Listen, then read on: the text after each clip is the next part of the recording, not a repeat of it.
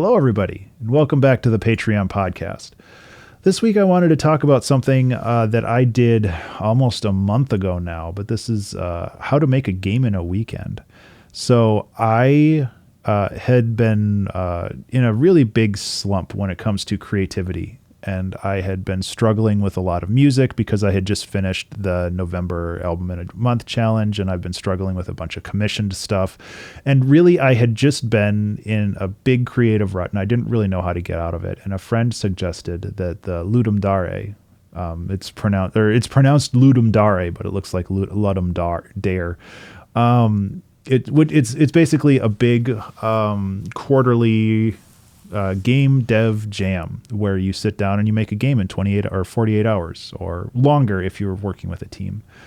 And I think that this was something that I really needed to do. I had participated in the Ludum Dare like years and years and years ago. I made a very small game called Crystal Caveman, which is like basically you go into a cave and you take a rock and you bring it home. It was not complex, but it was something that allowed me to learn quickly. And I think that has a very similar thing to the 2 Hour Track Challenge, where it's like you have a very quick iteration cycle where you can sit down and you can make something very quickly.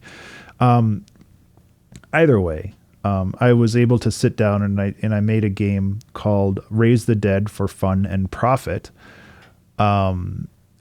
Over the course of 48 hours. And I am very pleased with how it turned out and how it looks. And I've pushed a handful of updates since then out into the world. And if I remember, I'll put the link to the game in the Patreon post.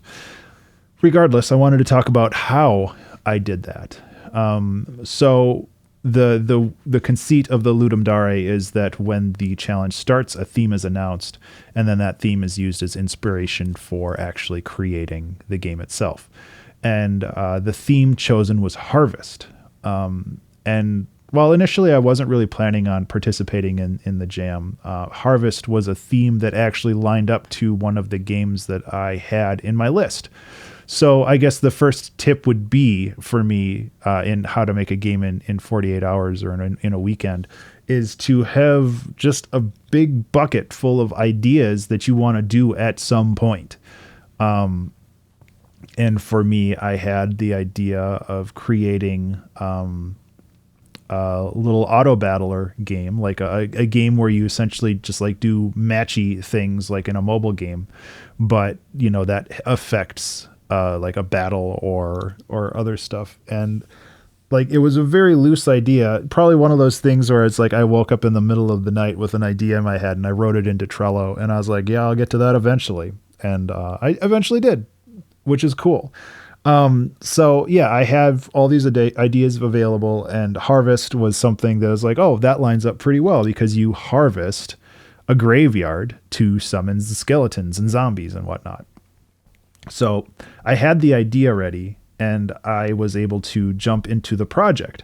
And because I had the idea there, I kind of knew the steps that I needed to take to actually go forward in this. So I was able to plan ahead a little bit and get everything kind of ready to go and moving pretty quickly. I had the whole kind of the conceit of the game ready in probably 5 or 6 hours of work, which is essentially like the board game where you have to go and match things to generate resources. And a lot of that work was thanks to modules that I had already created in the past. Like for the grid, that's something that I have used in many, many games that I've made. I developed it initially for Death Drives a Bus, but I also used that same code in Pandemonium, as well as a couple other small jam games that I started that never really went anywhere. Like that grid code is something that I've used and modified for a lot of different things. Same with like handling menus and user interface stuff and a lot of other kind of just really boring things to code that you have to code pretty much in every game. So I have all of these libraries available to me that I can just copy paste into the new project and then modify to suit the needs that I have for this project. So I guess the second thing would be to, when you are making one thing, make it flexible enough to be used in other things. So when you have the opportunity to use it, you can just drop it in and then modify, a couple lines of code to make it work. I really struggle with doing visual art when it comes to these kinds of games. And that's kind of the main reason why Death Drives a Bus and more recently Plunge, those games were very, very limited in both pixel art, like size, like all the sprites were like 8x8 or 16x16, but also the colors in those games were very limited to like full white or full red or full magenta. There's no like color separation there. In this game, I wanted to try to expand on that a little bit, and I decided to use a color palette that was used in another game called Loop Hero. So I basically just searched online Loop Hero color palette, and I found the 16 colors that game used, and I'm using them in this game. And this it's still a limitation that allows me to iterate quickly. And I am still using very small sprites, which helps a lot too. But it's also gives me more flexibility when it comes to how to approach and resolve visual issues with the game, where it's just like I have these 16 colors to work with, and half of them are like grays and browns because it's kind of a dark color palette. How do I bring color and highlights into this? And if you wanted to go check it out, I would really check out Loop Hero because it is a beautiful art style for pixel art. And I am not really doing it justice in my game, but that's okay because, it's a jam game and I'm still working on it, and, that's okay. So I guess the third thing is, if you are approaching a project like this, have limitations already set for yourself, because, and make sure you align those limitations to your skills. So I definitely wanted to go with pixel art. I wanted to go with a limited color palette, so I didn't have to get drowned in the minutia of making all these detailed pixel art things. That really allowed me to iterate quickly and build the handful of monsters that I wanted to make, so you could summon zombies and skeletons and stuff like that. And then really, I think that having a plan is so valuable, just because it's super easy to get stuck and get wrapped up in features and other things that aren't strictly necessary for the game itself.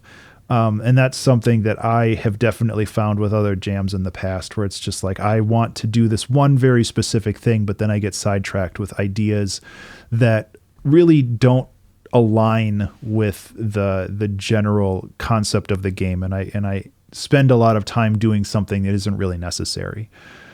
So I guess that's another thing where, once the theme is announced and you have a general idea of how to approach, or like what you want to do, like you have like a general concept, spend like 45 minutes or an hour, like writing out a very, very quick design doc. Like, how is this game presented? Like visually, how is it presented? Is it like this game? Is it like that game?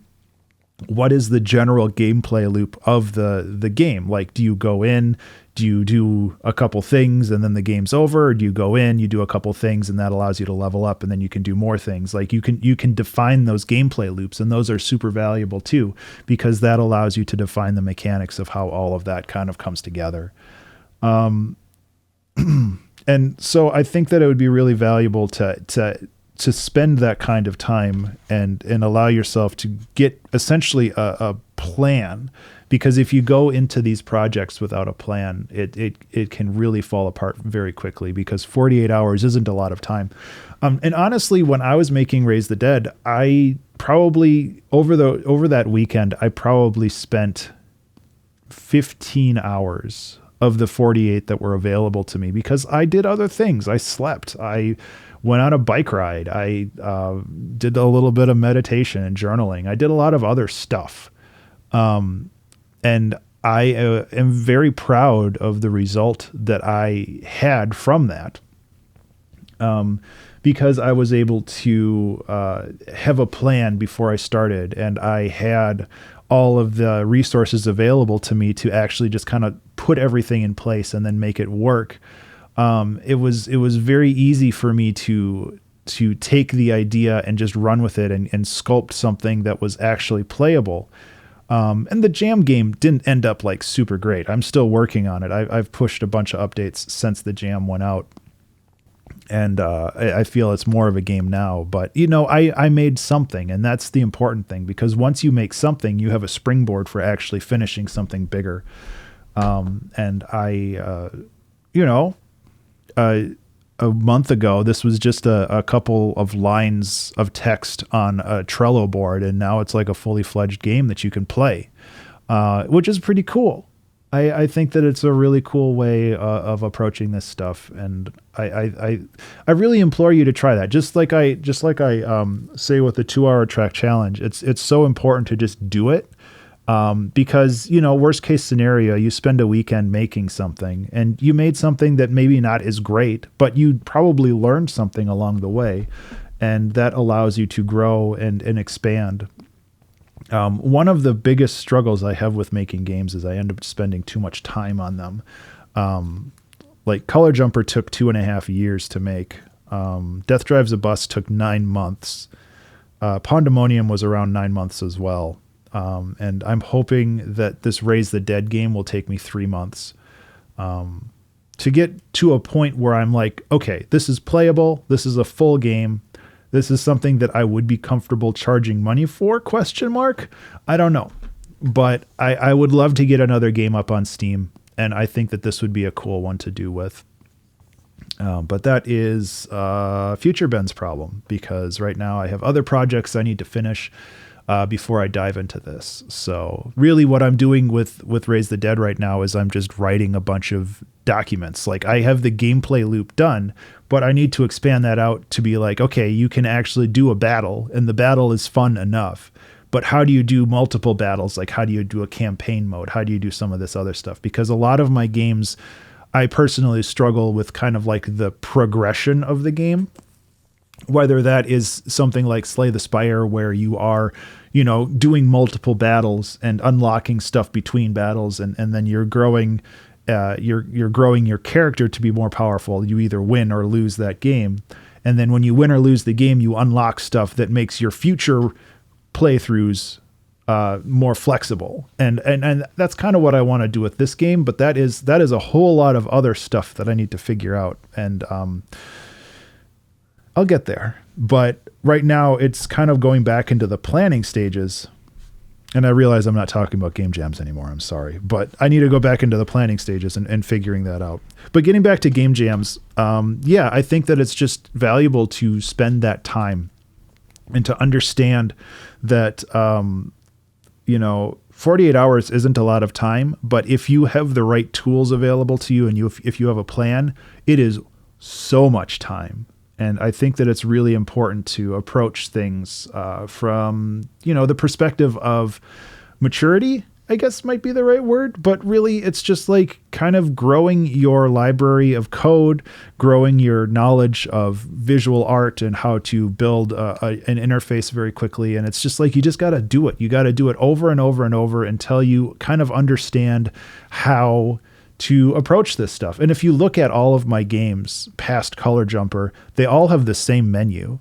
Like, they all have the same menu options. They're all very similar in that regard, because I have a very similar system for like building all of them. And at some point I might go back and I might modify that. But for the game jam, like, you just need something that works. You need to express an idea and you need to make it functional. That's it. And I think that you can get lost in that minutia, and you can get lost in those details so easily. And then all of a sudden you're out of time, and then you don't submit anything. And I think the goal is to submit something. Again, just like the 2-hour track challenge, the goal is to finish something. It's to learn how to complete a project and understand when something is done. And I want to make sure that like I exemplify that, because like that's really the core of the whole thing. Like, it's, you want to make sure that you finish something, and you're able to get used to finishing things, because that's how you grow as an artist. And that artist could either be a game developer, a musician, or a painter, or whatever. Like, you just got to go finish stuff, and jams are so valuable for that. I've talked long enough. If you have questions about this, and if you want more information on this game, please reach out to me. I'm more than happy to talk about this. I really want to make sure that everything makes sense. So that's it. Thank you so much for listening, and thank you so much for being a Patreon supporter. I genuinely do appreciate it. I hope that you have a fantastic Friday and a wonderful weekend. I forgot my outro, and I'll see you later. Be remarkable.